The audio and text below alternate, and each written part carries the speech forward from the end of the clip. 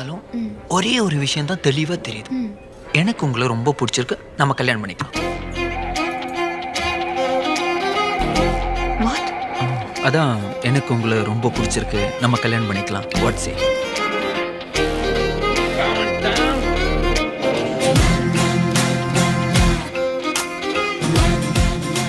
இப்போ நான் என்ன சொல்லணும்னு எதிர்பார்க்குறீங்க? சிம்பிள். உங்களுக்கும் என்ன பிடிச்சிருக்குன்னு சொல்லுங்க, அவ்வளவுதான். என்ன சொல்றீங்க? நான் கிளம்புறேன்.